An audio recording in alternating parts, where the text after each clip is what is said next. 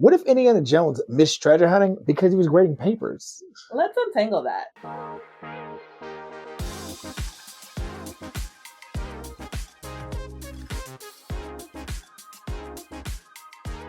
All right, it's time to clock in, y'all. Welcome to Tangled Fandom, the podcast where we weave together the magic of Disney with all of your favorite fandoms outside of the Disney bubble. I'm Erica, your resident Disney expert.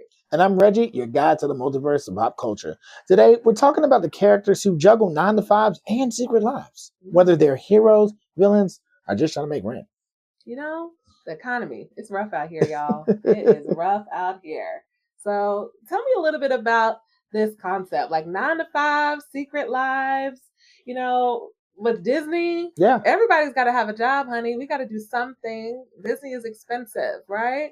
So Disney is expensive. So rather if you're inside the Disney bubble or if you're outside the Disney bubble, everybody's got to make some money. Everybody right? needs to make the bank. And in the superhero world, superheroing does not pay the bills, right? Doesn't. I can think of, just to go in your Disney bubble for a second, Peter Parker, it's also known as Spider-Man, because technically Marvel is owned by Disney, but he balances being a photographer, being a student, being an inventor, but also being the friendly neighborhood Spider-Man and saving New York and sometimes intergalactic threats.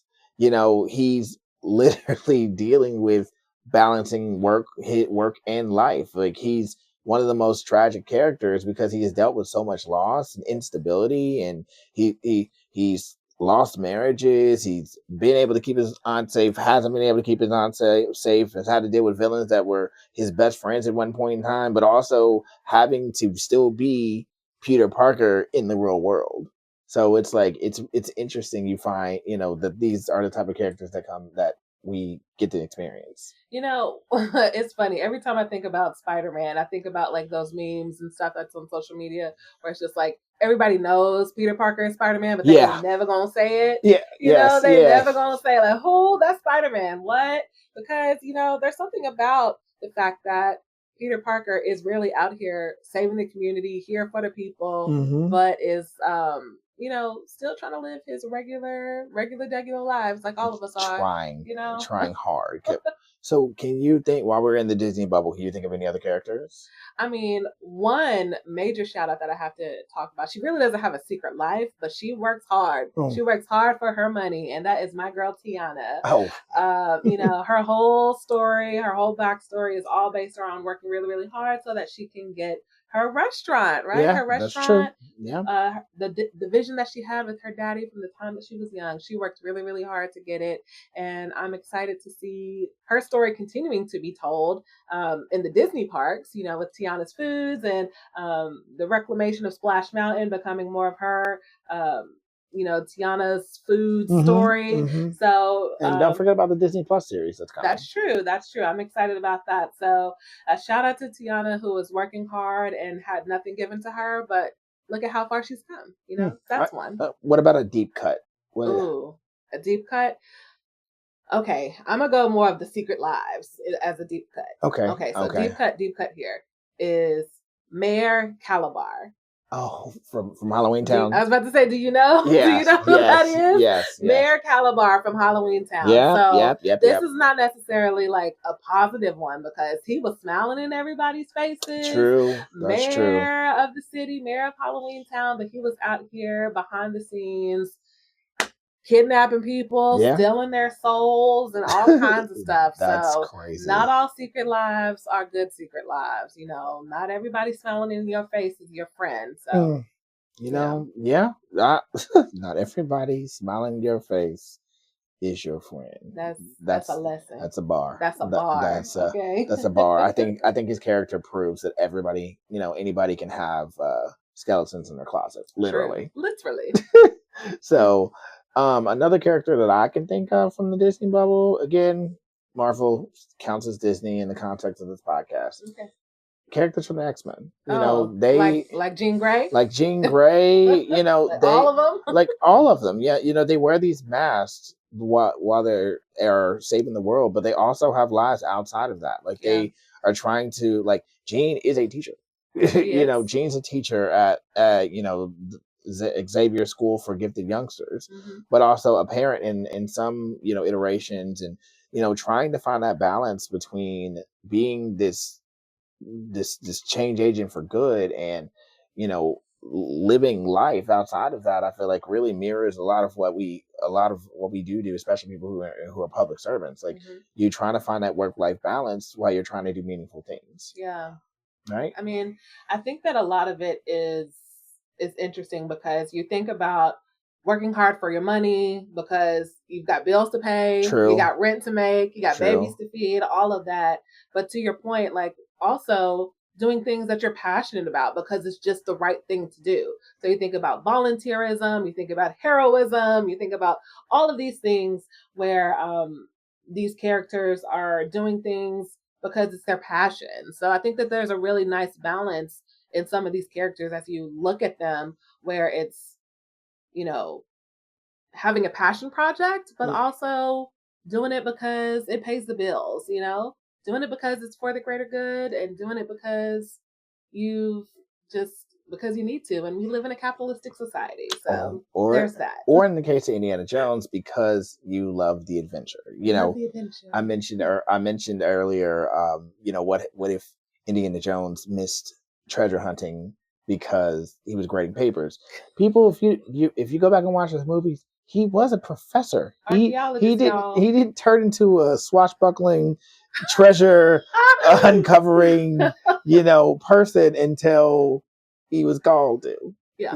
It's like it was like oh, you lift, like it was like just I'm sure no one was expecting him to be able to crack a whip and swing and run from boulders and things like that. Yeah. But listen, nerds can be athletic too. That's right. That's right. I know that's right.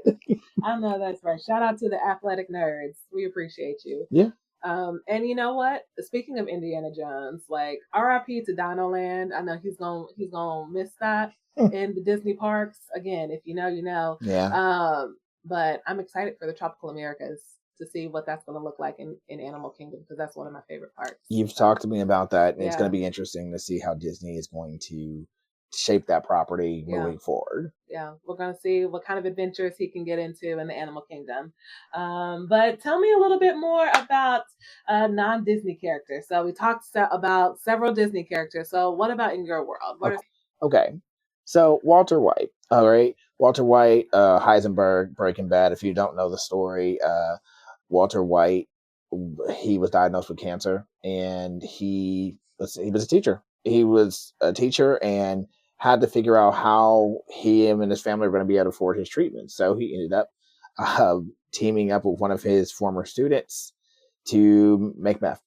And eventually he becomes basically this kingpin, and you can watch the story, watch it. You can look up Breaking Bad if you want to see how the story ends. But I mean, essentially, he was trying to still be this teacher and also this drug king until his life both basically there was no longer any line. And I think that's the hard thing about living double lives and living secret lives and having 9 to 5s is that sometimes those lives can like intersect. Like going back to Spider-Man's personal life came into play so much that it really, he was a character that was wrecked a bunch of times. So Jessica Jones, she was a private detective, but she had a lot of trauma in her background, but she also had these powers that at one point in time she was trying to hide in the Netflix series, right? And it's just interesting because she wasn't trying to hide them per se because she really couldn't hide them, but like the series just took a raw look of what it looked like to live, how it could be to live with superpowers and the burdens and things that you go through. So again, like she's just trying to be a normal person. Yeah. Right. When you think about Batman, okay. Yes, Batman doesn't have any superpowers, obviously, but he got money. That's a power. He does.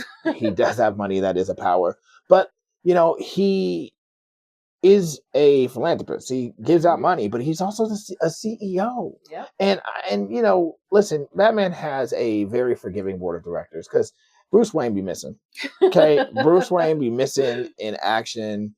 while he's off being Gotham's protector and going off with the Justice League and, having to recover from his back getting broken, they still running that company. It's and honestly, like Batman is really delegation. Well, delegation, but also like Batman have some key people on that board, like Lucius Fox, who are like one of his best friends that do also know about that secret life. Yeah. So that, while he's out here trying to protect the world, there are people trying to protect his interests. Mm-hmm. So because it's a support system, exactly. So without that, Batman, doesn't have the money to continue his mission in his crusade. Yeah. So that's Batman. The last one I want to mention, and this is from both of our childhoods, the Power Rangers. Yeah. Like these teenagers with attitude. I don't care which one of the 30 plus iterations, you think about, they still had to hide the fact that they were these like powerful super beings. Like they had to go to school, they had to have jobs, they had to, keep stuff from their parents because of that, like that great responsibility piece. Like you have that great power, great responsibility to protect those people that are close to you. Yeah. So, while if you're a viewer like us watching the Power Rangers, you can tell, okay, the Power Rangers were red, black, green, yellow, pink, white. Jason, Trini, Zach, Billy, Tommy, Kimberly. They all wear these same colors every day. Like it's like the only color that they have. I mean, and then the Power Rangers, one of those like Spider-Man things. Yeah, like the Power Rangers shows up. Like the Power Rangers seem to show up every time our class gets in danger.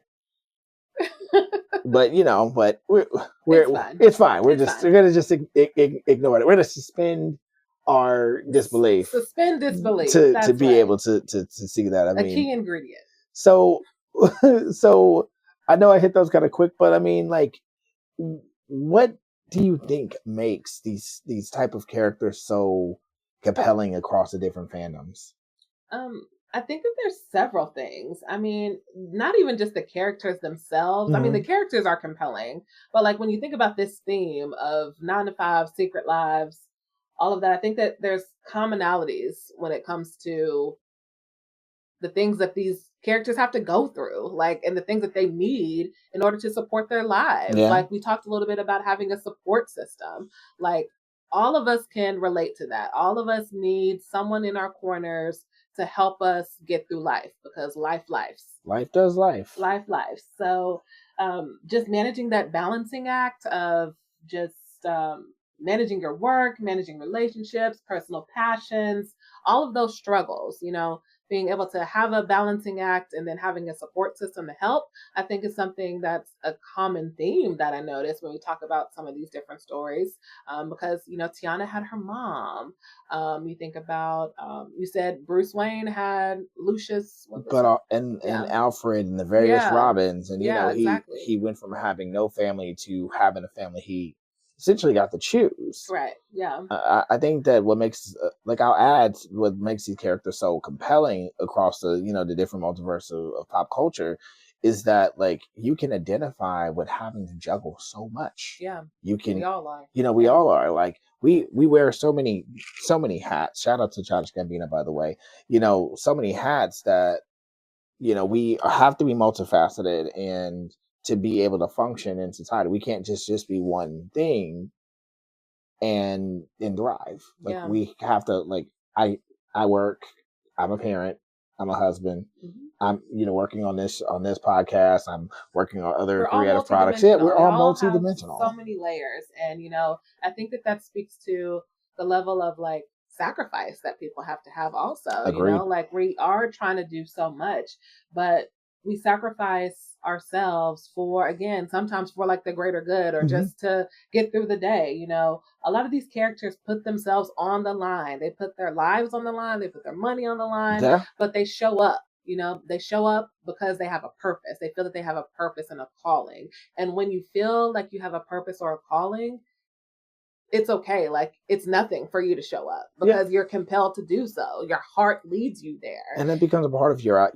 identity. Like these characters have these these dueling identities. I think we all can like identify with. Like the pull to be this person versus being this person, or this is how I present in this situation, and versus this how I present in another situation. Like it's like these characters show the depth and the dynamic that play, that in those internal conflicts that come into play, or even external conflicts come into play when you're trying to, figure out who you are, right? And you already talked about the sacrifice piece too. Like there's some sort of sacrifice. They are putting themselves on the line, or they're putting their sense of self or their realities or their time or their resources on the line for some greater purpose. For in Tiana's case, she was trying to make her dad's dream a reality, but also she was trying to serve her community. She was trying to have some delicious place and common. She was trying to create a third place. A third place, that's important within her community, right? And she also had deeper purpose. Like she wasn't just, it wasn't about making money. Yeah. Like, it was, she had to work hard to make money, but she would make that money to make something bigger. Yeah. And I think that all of us, as humans are seeking something, right? Mm-hmm. Right? We're all seeking something.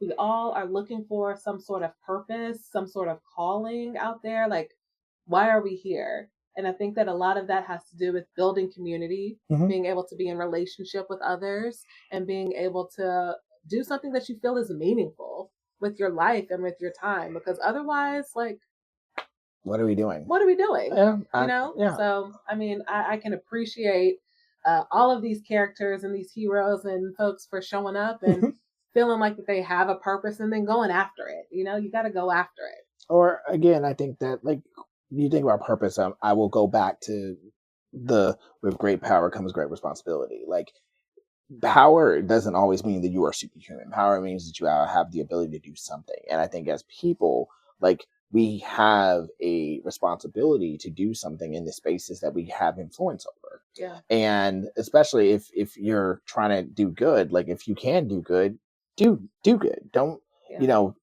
don't try. There's no try. I am misquoting Yoda, but it's the truth. Like, just do it. Like, these characters are just doing it. And it doesn't mean that they aren't, like, stuck at times. They aren't questioning why they're doing X, Y, and Z. Because, I mean, if you get your back broken, or you getting punched in the face and constantly thrown through buildings and walls, you're sitting there like, man, I'm really going through this right now. Like, they're not all so just like, so selfish. They're human. They're still human. They're human. But then you've got the bad guys, like I said, like Calabar or like Bellwether from Zootopia.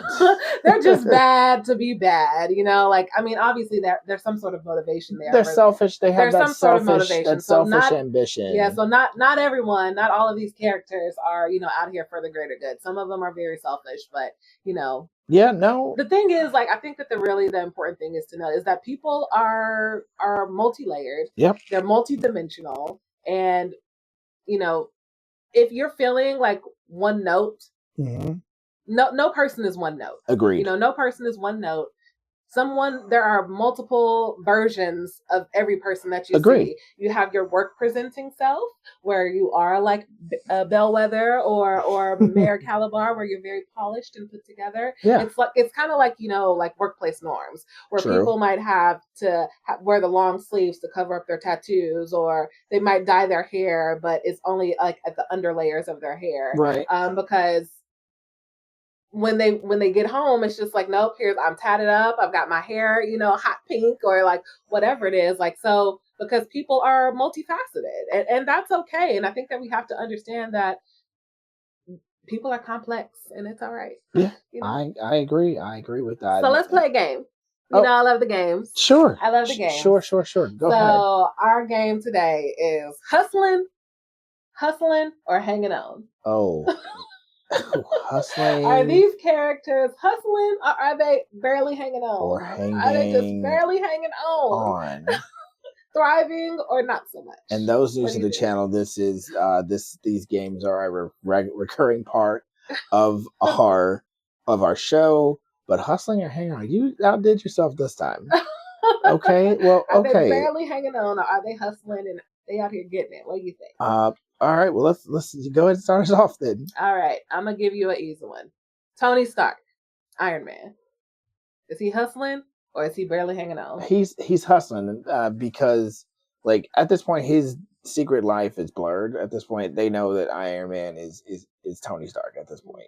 So he's still making money. He's living. He's traveling the world. He's fighting threats. Like he's not being harmed by having this double life at this point in a way that some other characters have tragically had to go through X, Y, and Z. But like and let me not misspeak because Pepper's constantly in danger. His friends are in danger, but at the end of the day, I feel like he's balancing it okay. So I would say he's hustling. What about you? Yeah, I think that's fine.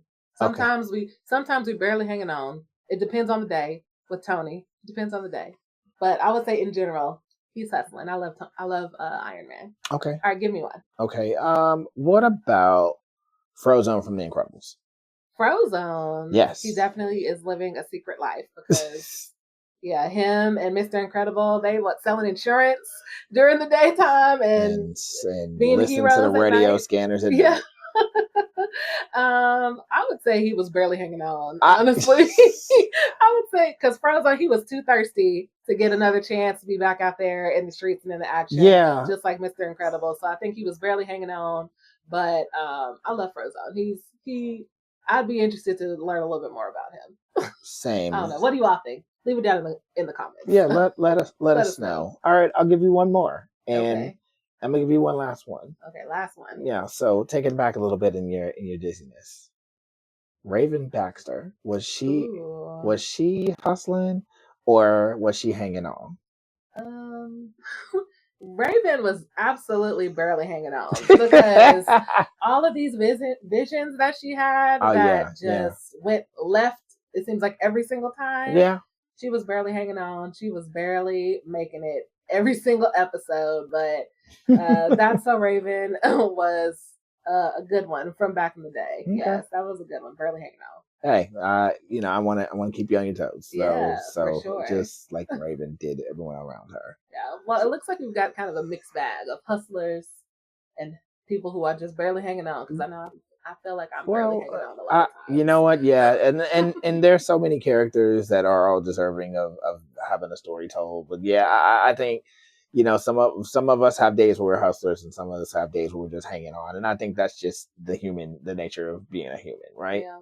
Yeah. Well, I mean, I would just encourage any of the folks who are listening to first like and subscribe and share this out. But also, more importantly, we want for you all to pursue your passions.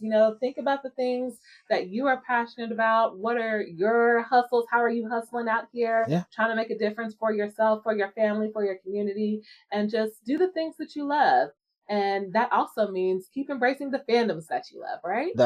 I agree with you. Just keep seeking out the opportunities to create your own lane, be in the spaces where you get to be the yous you would like to be, and just keep persevering, because we know sometimes life can get you down. Life can be hard, but you can always lose yourself in the different fandoms and go on all kinds of journeys from the comfort of your home. That's right. So keep embracing your fandoms. We'll see you real soon. See you real soon.